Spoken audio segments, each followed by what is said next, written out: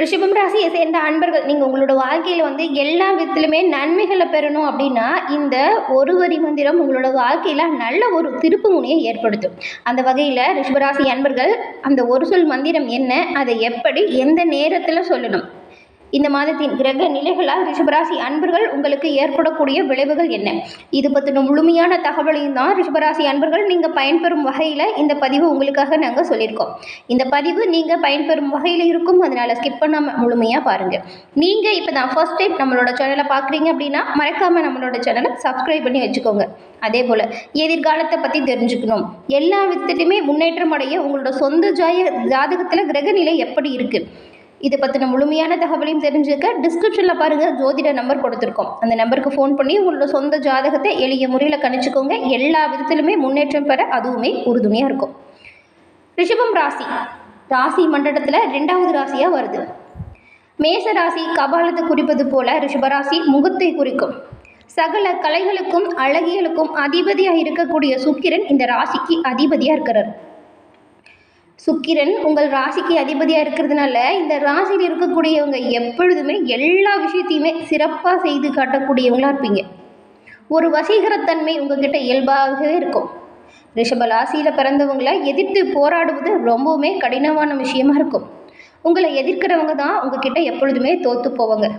எதிரிக்கு எப்பொழுதுமே சவாலாக இருப்பீங்க ரிஷபராசி அன்பர்கள். நீங்கள் உங்களோட வாழ்க்கையில் எல்லா விதத்திலுமே மேன்மை அடைய நீங்கள் மகாலட்சுமி தாயாரை தொடர்ந்து வழிபட்டு வருவதன் மூலம் உங்களோட வாழ்க்கையில் நன்மைகளை பெற முடியும்.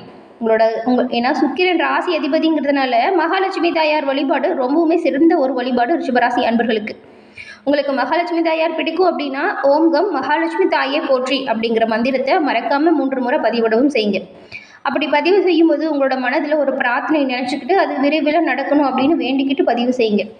மகாலட்சுமி தாயாரின் பரிபூரணமான ஒரு அருளும் உங்களுக்கு கிடைக்கப்பெற்று நீங்கள் நலமுடன் வாழ உங்களுக்கு வாழ்த்துக்களையும் அன்னையிடம் உங்களுக்காக நாங்கள் பிரார்த்தனையும் செஞ்சுக்கிறோம். ஒருத்தருடைய வாழ்க்கையில் செல்வ செழிப்போடு அவங்க வாழணும் அப்படின்னா அதுக்கு மகாலட்சுமி அருள் கட்டாயம் இருக்கணும். அதே போல் குபேர பகவானின் அருளும் கட்டாயம் இருக்கணும். அப்படி அவங்களோட அருளை பெறுவதற்கு பல வழிகாட்டு முறை, பல பூஜை முறையெல்லாம் இருக்குது.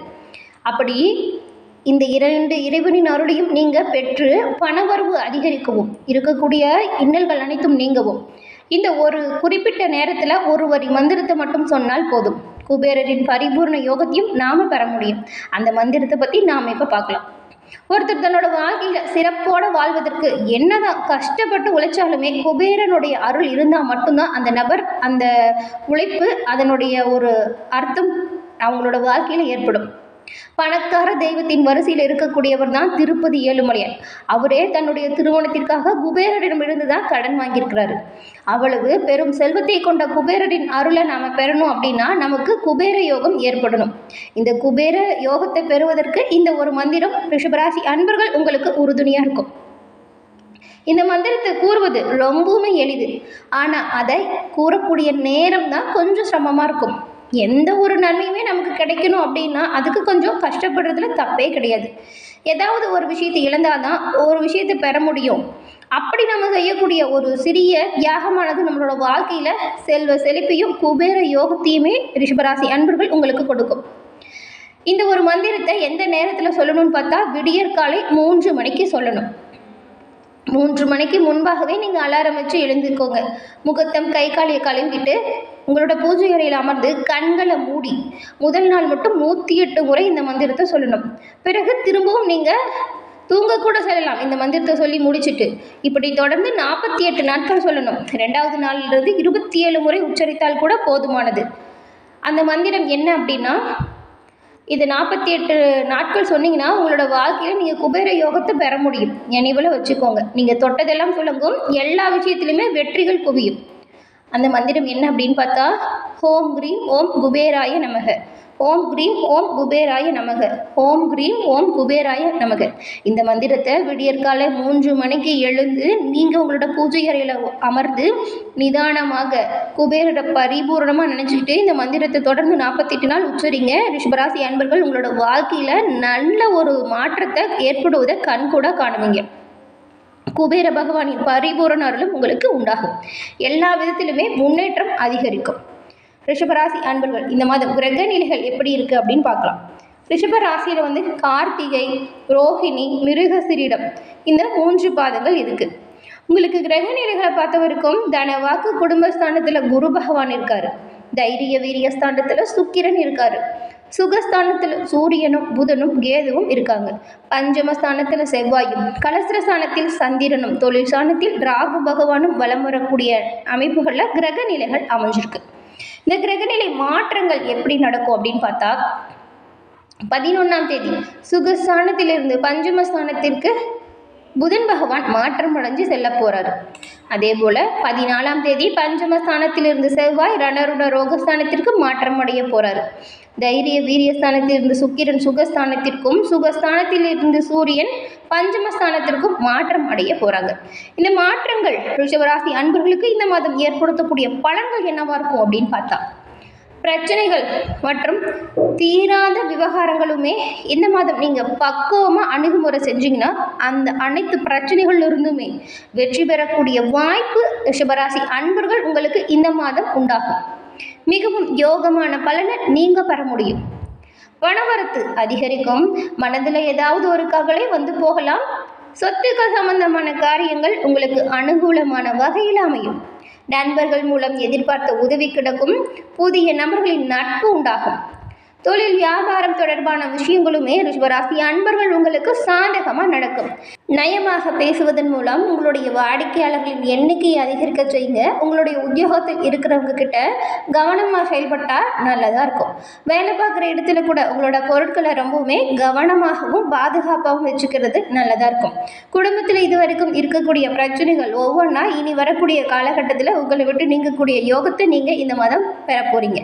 வீட்டுக்கு தேவையான அனைத்து வித பொருட்களையும் வாங்கி மகிழ்ச்சி அடைய போகிறீங்க. ரொம்ப நாளாக வாங்கணும்னு நினச்சிட்டு இருந்த ஆசைப்பட்ட பொருட்களை இந்த மாதம் வாங்கக்கூடிய யோகம் அமையும். கணவன் மனைவிக்கிடையே உறவு பலப்படும். உங்களுடைய பிள்ளைகள் உங்களுடைய சொல்படி கேட்டு நடக்கிறது உங்களோட மனதிற்கு மகிழ்ச்சியை கொடுக்கும்.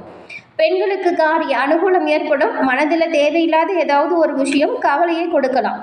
கலைத்துறையில் இருக்கக்கூடிய உங்களுக்கு தொழில் தொடர்பாக வீண் அலைச்சல் ஏற்படும். புதிய ஒப்பந்தத்தில் கையெழுத்து போடக்கூடிய யோகம் உண்டாகும். சக கலைஞர்கள் கிட்ட நீங்கள் நிதானத்தை கடைபிடிச்சா நன்மையை பெற முடியும். முடிஞ்ச அளவுக்கு ரிஷபராசி அன்பர்கள் நீங்கள் கோபத்தை குறைச்சிக்கிட்டு தன்மையாக பேசுவதன் மூலம் அனைத்து வித காரியத்தையுமே வெற்றி பெறக்கூடிய யோகத்தை பெற முடியும். எதிர்பாராத சின்ன சின்ன செலவு அவ்வப்போது வரலாம். அரசியல் துறையில் இருக்கிறவங்களுக்கு தேவையற்ற அலைச்சலை குறைச்சிக்கிறது நல்லது.